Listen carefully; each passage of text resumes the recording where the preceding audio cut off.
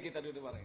Bapak Ibu sekalian, anggota Komisi 3, Pak Kakor Lantas dan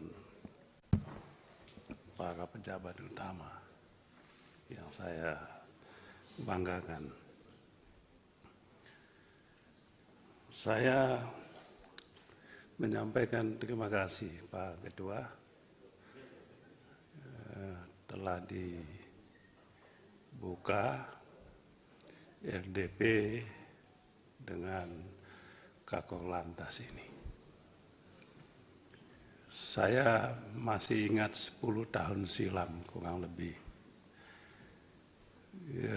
diskusi tentang urusan lantas ini apakah di bawah kepolisian atau tidak.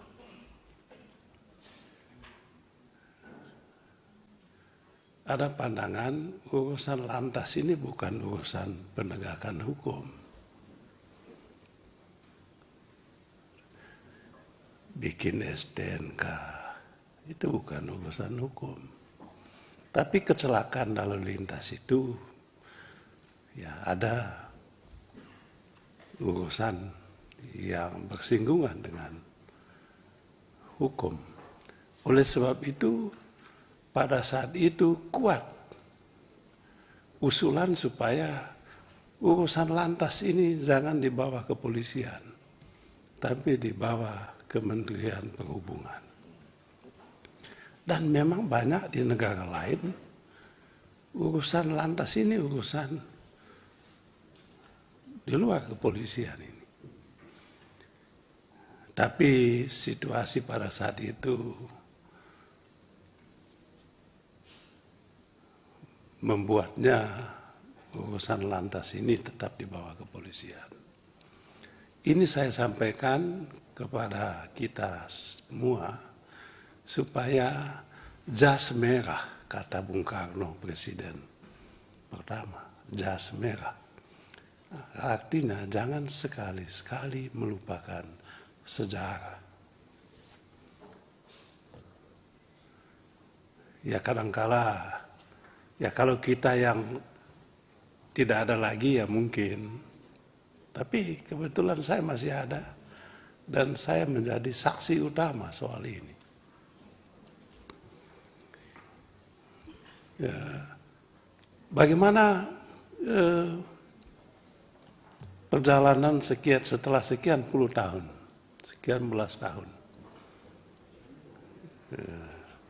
soal lantas ini. Juga kuat pandangan bahwa jangan dibebani urusan mencari nafkah, mengumpulkan pendapatan PNBP di lantas ini. Kalau itu isunya maka kembali lagi jangan dibawa kepolisian. Ya tentu menerbitkan BPKB, STNK ada hubungannya dengan itu. Jadi setelah sekian tahun ini kita tidak salah kalau dilakukan evaluasi dan melakukan perubahan. Kalau nanti undang-undang kepolisian jadi diajukan dan dibahas, saya rasa itu kesempatan kita untuk menegaskan di situ supaya urusan yang berkaitan dengan lantas ini dikeluarkan dari urusan kepolisian. Terlalu banyak urusan polisi, jangan dibebani dengan tugas-tugas semacam ini. Jadi tugas kepolisian itu sangat banyak. Tugas utama kepolisian adalah penegakan hukum. Melindungi, menjaga ketertiban. Kalau nanti undang-undang itu dibuat, kami mengusulkan supaya urusan ini dikeluarkan dari tanggung jawab kepolisian. Biarkanlah institusi kepolisian menjadi institusi penegakan hukum, bukan institusi untuk urus STNK, urus SIM, urus BPKB. Itu satu. Yang kedua, ketika urusan SIM ini, urusan lalu lintas ini diserahkan ke kepolisian, ada problem di situ. Problemnya itu adalah kepolisian dibebani tanggung jawab untuk mencari uang di sini. Yang tadi Pak Kakor Lantas menyampaikan PNBP tadi. Tadi coba bayangkan PNBP okelah mendapatkan surat izin mengemudi, pendapatan surat izin mengemudi. Padahal ya mestinya itu gratis dong. Surat izin mengemudi. Pelayanan publik mestinya. Nah, lebih celaka lagi perpanjangan SIM. Nah, itu yang pernah tadi tahun lalu kami pernah mengusulkan ini. Tadi disinggung oleh Pak Suding mengenai perpanjangan SIM ini. Mengapa perpanjangan SIM harus dibebani lagi? Yang punya SIM harus membayar lagi untuk perpanjangan. Mungkin tes lagi.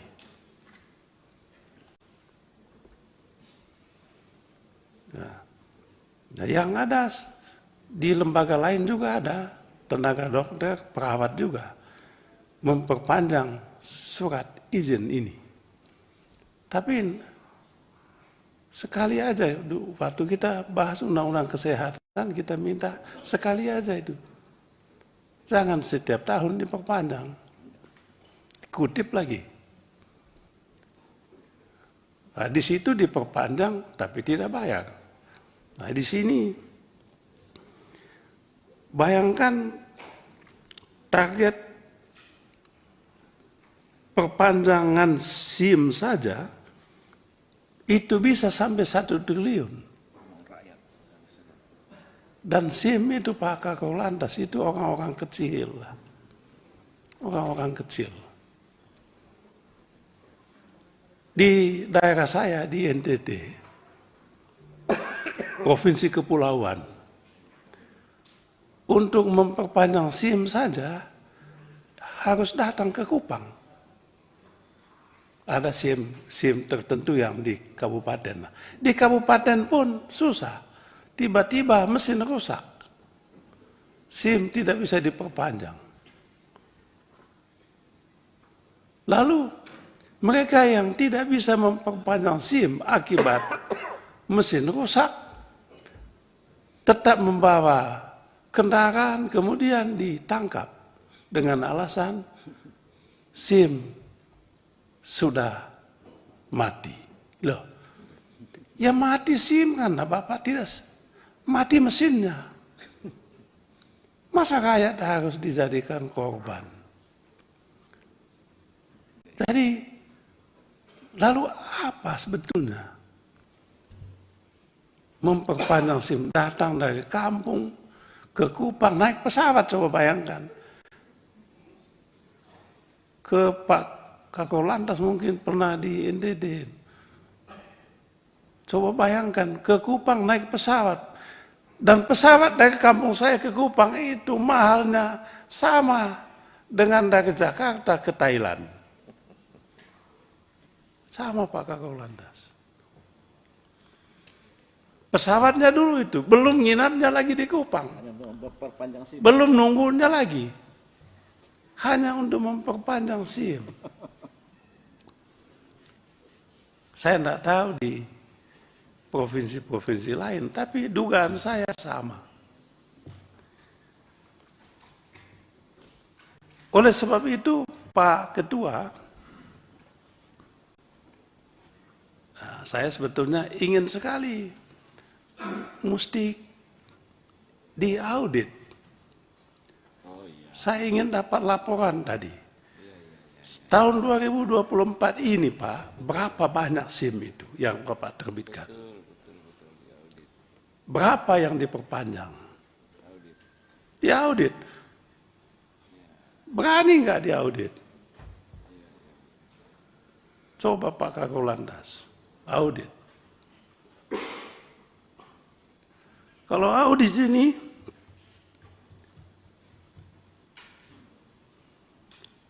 belum lagi audit nanti perusahaan yang mencetak itu, mencetak SIM itu.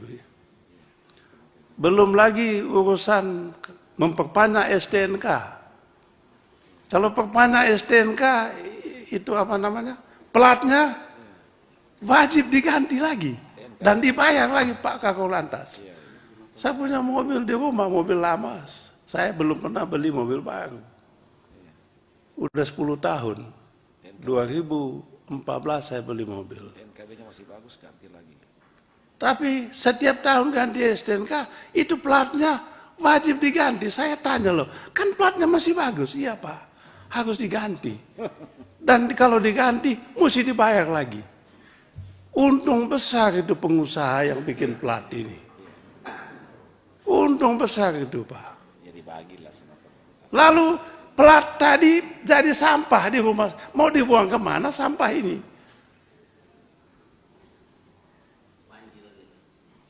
Jadi pengusaha yang menerbitkan ini, yang bikin, saya udah hitung itu Pak, coba bayangkan. Pak Kakor Lantas, berapa STNK yang diperpanjang setiap tahun? Berapa plat? Kali bagi, berapa itu? Ya itu yang tadi Pak Habib saya bilang, jas merah. TNKB khusus lagi. Belum ada yang khusus-khusus lagi. Iya, TNKB khusus. Itu harganya. Jadi persoalan kita soal lantas ini, kalau mau lebih dalam sedikit, lebih terbuka, bukan soal ya ini sih bolehlah. Tapi soal kita adalah soal ini, tata kelola. Tata kelola. Ya, oleh sebab itu, kami tetap punya pandangan bahwa soal SIM dan STNK ini perpanjangan itu soal fungsi pelayanan. Tidak perlu Pak. Perpanjang SIM itu oke lah perpanjang SIM, tapi pakai mesin aja perpanjang SIM. Kalau udah mau itu. Register aja. Tidak perlu dibayar. Tidak perlu lagi dibayar. SIM ini Pak orang-orang kecil. Orang-orang kecil. Nah, oleh sebab itu Pak Ketua, saya mengusulkan supaya dimasukkan dalam kesimpulan rapat. Minta kepada Kapolri supaya perpanjangan STNK, SIM, perpanjangan SIM, STNK, apalagi TNKB dihapuskan mulai tahun anggaran 2025 ini. Oke lah yang sudah lewat, dilewat. Yang kedua, masukkan di dalam kesimpulan, diaudit.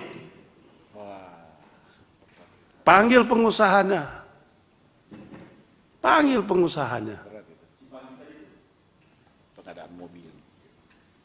Sama juga dengan kena roda 4, roda 2, mobil juga. Panggil itu. Betul nggak sekian jumlahnya? Sesuai dengan speknya tidak. Nah ini kalau kita mau serius Pak Ketua. Menurut saya nggak usah kita ngomong yang lain-lain. Saya punya Kapoksi tadi, ketua tadi udah bagus, orang meninggal di jalan raya. Oke lah itu. Nah, tapi yang jauh lebih penting adalah ini. Bikin orang meninggal pelan-pelan adalah ini. Ya. Jadi Pak Ketua, sekali lagi saya mengusulkan untuk dimasukkan dalam kesimpulan 2 soal penting ini. Soal penting yang pertama, hapus perpanjangan SIM dan STNK. Yang kedua, lakukan audit. Kesimpulan kedua yang penting lagi, audit. Almatsus dan Sarpas. Panggil itu pengusahanya. Berani nggak? Itulah Nataru yang sebenarnya. Natal dan Tahun Baru. Supaya tertib semua ya.